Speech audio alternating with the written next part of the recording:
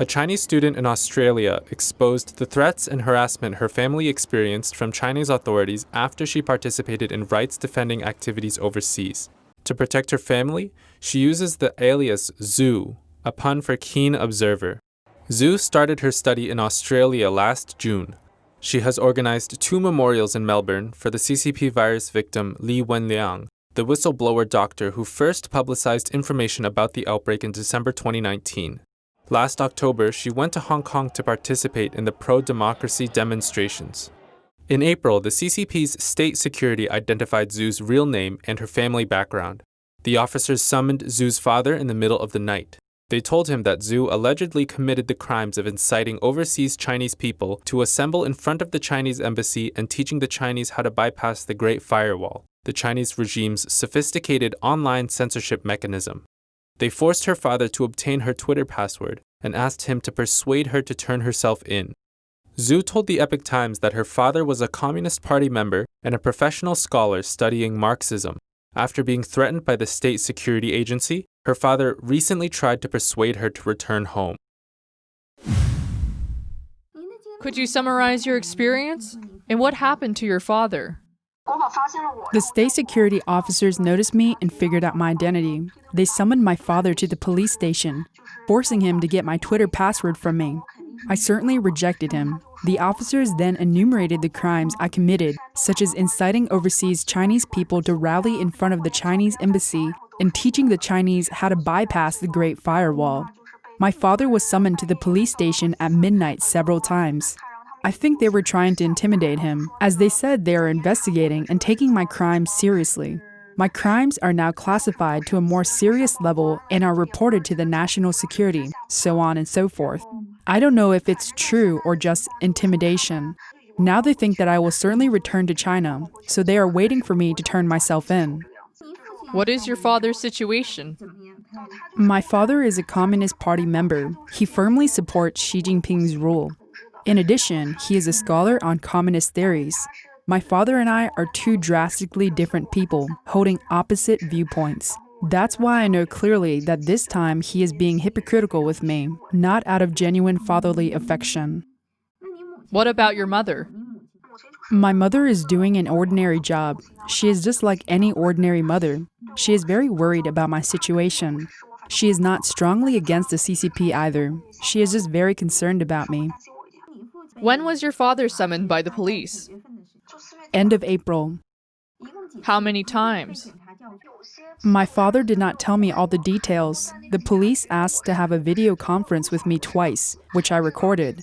Before that, my father was probably summoned 4 or 5 times. Recently, the police asked him to report on my situation every week. I don't know whether he is still going to the police station. I try to minimize the contacts with him, and I would not tell him much about myself, hoping that the police finds it useless to harass him. I would like to know why you know so much about the Tiananmen Square massacre, and you have the courage to uphold justice. What experience did you have to help you forge your value system? It's simply because I had access to the true information. Since childhood, I have learned the facts of the CCP's cruelty. People seem to ignore it and get accustomed to it, but I find it unacceptable. I feel that, be it the CCP's policies or its true history, the CCP lies to the Chinese people as if the regime is the big parent, and all the Chinese people are ignorant kids who can be tricked at will. Everyone feels that they live in an atmosphere of terror and they are helpless. I have been familiar with hospitals since I was a child because some family members are hospital workers. I know that indeed hospitals are using Falun Gong practitioners' organs for transplants. These hospital workers all know that these organs are obtained through immoral means, but the doctors are so used to it that they no longer look at it as an extremely evil crime. They even mention it to young children. I feel that it is totally unacceptable. When did you first learn about this? While you were in China or after you came abroad? In China, when I was 5 or 6 years old. How are you able to comprehend these things when you are only 5 or 6? If your question is mainly about organs, I will explain it in more detail. Someone in my family works in a hospital. The organs for transplants are not only from Falun Gong practitioners, but also death row prisoners and prisoners of conscience. The situation of organ transplants in China is very messy. This is indeed something many people are aware of. Some adults would talk about it when kids are around, as they think kids don't understand. My parents are both intellectuals. I learned of many things when I grew up, and I learned to break through the Great Firewall when I was in high school. I then proactively sought truth and facts on the internet. However, even if I don't know how to overcome the internet censorship, I am very unhappy with China's political system, as well as the education system. I was a defiant student. In Australia, there are many students who are supporters of the CCP. Are you worried about your safety as you have participated in anti-CCP movements? The number of CCP supporters is the highest in Australia, more than those in the United States.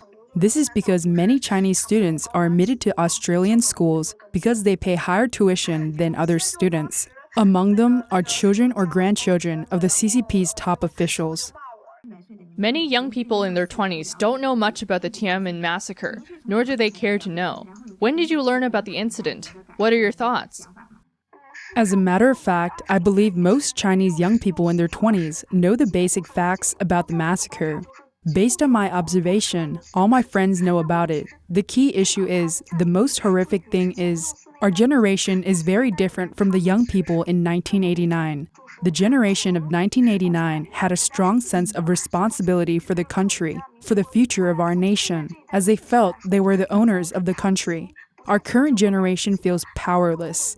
Each of us is just a sheep that is bound to be sheared someday.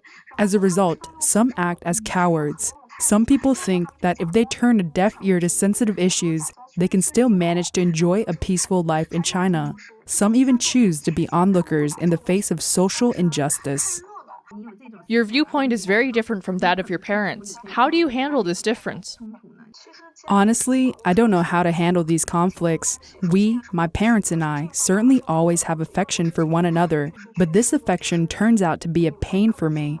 Previously, I tried to change my parents as I thought there was still hope for them, but now my father turned against me. I feel very sad that he does not care about my safety at all. He asked me to turn myself in, simply because he wants to declare his political stance. Since childhood, he never took me to travel around. Now he needs to persuade me to go back to China in order to turn myself in. He told me how much he missed me, recounting the so-called happy moments we had together, and he promised that he would travel with me when I go home. It is so very disgusting.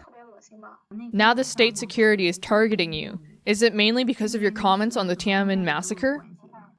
Not just Tiananmen massacre. My Twitter posts cover a variety of topics, including criticism of Xi Jinping. I don't know how they found out my identity.